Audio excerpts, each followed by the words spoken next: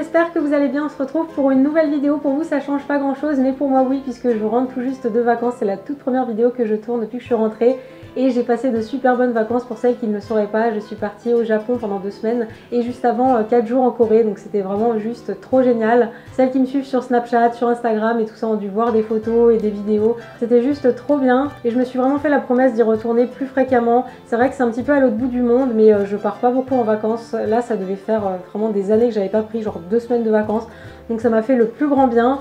Et d'ailleurs à ce sujet là-bas je vous ai tourné des sortes de vlogs, c'est pas vraiment des vlogs puisque je parlais pas complètement tout le temps devant la caméra, mais j'ai filmé vraiment plein de plans. Donc voilà, je sais pas encore comment est-ce que je vais les monter, je pense que ce sera sous forme de vlog, mais je vous rajouterai peut-être une voix off par dessus pour vous montrer un petit peu, pour vous raconter plutôt ce que je vous montre dans les images. Et au final je sais pas vraiment si j'ai envie de créer une seconde chaîne ou plutôt vous proposer ces vidéos là le dimanche par exemple, faire une 3e vidéo mais sur cette chaîne. Mais voilà, quand même j'aimerais bien avoir votre avis là-dessus. Peut-être que je vous ferai 2 commentaires sous la vidéo et il vous suffira de liker le commentaire qui vous plaît le mieux. La meilleure solution pour moi ce serait de ne pas créer de seconde chaîne et donc de vous poster les vidéos sur cette chaîne le dimanche comme je vous ai dit, en guise de 3e vidéo, ou peut-être que ce sera le samedi si jamais j'ai pas de vidéo à vous proposer un samedi par exemple. Et je me dis également que si je crée une autre chaîne, je suis pas sûre de vous faire suffisamment de contenu pour que cette chaîne en vaille le coup.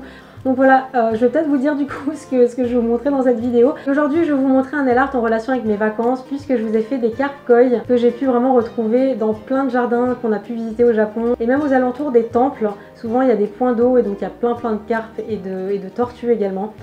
Trop jolies, j'ai pas arrêté de les filmer, de les snapper, de les photographier. Et donc voilà, je me suis dit que ce serait sympa de revenir de vacances en vous proposant ce nail art. J'espère très sincèrement que ça va vous plaire, que ça vous fera voyager. Moi ça m'a fait vraiment très plaisir de faire ce nail art. Donc voilà, je vous laisse avec ce tuto et on se retrouve en fin de vidéo. Comme d'habitude, je commence par appliquer ma base en couche assez fine pour protéger mes ongles du pigment du vernis et permettre également une meilleure tenue du vernis et du nail art. Une fois que j'ai mis ma base, on passe à l'application du vernis et pour ce nail art, j'ai choisi un vernis bleu vert turquoise, mais vous pouvez choisir un autre bleu de votre choix. Et j'ai appliqué ce vernis en 2 couches, donc comme toujours la première couche en couche assez fine de façon à ce qu'elle sèche rapidement et la deuxième plus en épaisseur de façon à avoir plus d'opacité. Je laisse ensuite sécher mon vernis une bonne quinzaine de minutes et en attendant je vais nettoyer mes contours avec un pinceau plat et du dissolvant pour parfaire mes contours.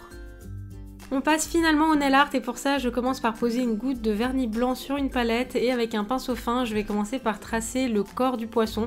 Donc il a un petit peu une forme d'amande mais c'est vraiment pas une forme exacte, hein. Si jamais vous le faites plus épais, plus fin, ça n'a aucune importance. Ensuite j'ai ajouté la petite queue et les 2 petites nageoires au niveau du corps du poisson. Une fois que le vernis blanc est bien sec, je vais poser une goutte de vernis orange sur ma palette et avec la pointe d'un pinceau fin, je vais venir tapoter de toutes petites touches de couleur de façon à obtenir des taches et vous pouvez vraiment en mettre où vous le souhaitez, donc sur la tête, les nageoires, le corps, sur la queue. Par contre, faites bien attention à y aller avec parcimonie de façon à avoir justement des taches et non pas recouvrir le poisson de couleur. Une fois que c'est fait, je prends un vernis noir et avec un dotting tool aiguille ou un cure-dent, je vais tracer 2 yeux au niveau de la tête. Ensuite, c'est totalement facultatif mais j'ai ajouté des petites vagues sur le côté en faisant des quarts de cercle avec la pointe du pinceau fin. C'est vraiment si jamais vous êtes à l'aise avec le pinceau fin, si jamais vous débutez en nail art, je vous conseille vraiment de faire uniquement le poisson, c'est très joli également. Et pour finir, j'ai ajouté une touche de lumière avec du blanc à l'intérieur des 2 yeux. Ensuite sur le majeur, j'ai dessiné une 2e carpe mais je l'ai faite de l'autre côté de façon à faire bouger un petit peu les poissons en fonction de l'ongle et j'ai fait cette fois-ci les taches en rouge parce qu'au Japon j'ai vu plusieurs carpes avec des taches rouges, des taches oranges, il y a des carpes également qui sont complètement dorées, un petit peu jaunes, certains ont des taches noires également, donc voilà, n'hésitez pas à varier un petit peu la couleur des taches. Et pour les yeux, j'ai commencé par tracer 2 pois blancs avec mon dotting tool aiguille et une fois que le vernis blanc est sec, j'ai ajouté 2 pois noirs à l'intérieur. Ensuite, comme tout à l'heure, j'ai ajouté quelques vagues, j'en ai également fait sur les ongles sur lesquels je n'ai pas fait de poisson, donc sur le petit doigt et sur l'index. Et encore une fois, vous n'êtes absolument pas obligé de faire ces petites vagues, c'est vraiment si vous vous sentez à l'aise avec le pinceau fin. Si jamais vous débutez en nail art, je vous conseille vraiment de faire uniquement les poissons, votre nail art sera vraiment plus aéré et plus lisible.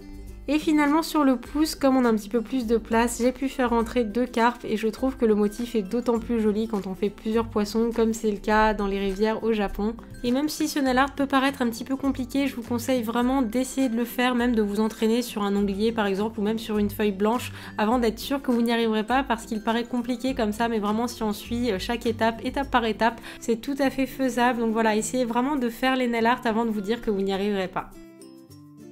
Et finalement pour terminer, je vais appliquer une bonne couche de top coat sur tous mes ongles pour faire briller ma manucure et la garder plus longtemps. Et sur les ongles que j'ai décorés, je vais faire bien attention à ne pas faire baver mon motif. Donc pour ça, je vais appliquer mon top coat avec un mouvement en tapoté. Et voilà pour ce tuto, j'espère très sincèrement qu'il vous aura plu. Moi j'ai pris beaucoup de plaisir à vous le faire. Pour celles qui débutent en nail art, je vous recommande vraiment de le faire parce qu'il paraît compliqué comme ça, mais vraiment c'est des petites formes, si c'est pas parfait, c'est pas grave du tout, au contraire ça donne un côté un petit peu peint et très artistique.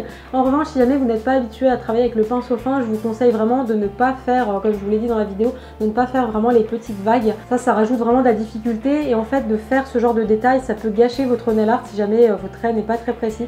Donc n'hésitez pas vraiment à trier et à recomposer un petit peu le nail art qui vous plaît. Donc voilà, nous on se retrouve très vite pour une nouvelle vidéo. Entre les vidéos, comme d'habitude, n'hésitez pas à me retrouver sur les réseaux sociaux, je vous les remets juste ici. Et n'hésitez pas à vous abonner à ma chaîne si ce n'est pas encore fait pour ne rater aucune de mes vidéos. Et voilà, je vous dis à très vite pour une nouvelle vidéo. D'ici là, prenez soin de vous, je vous embrasse très très fort. Il m'a trop manqué. Ah mon bébé. Oui. J'ai l'impression qu'à chaque fois que je fais une vidéo avec un chat, ils ont faim.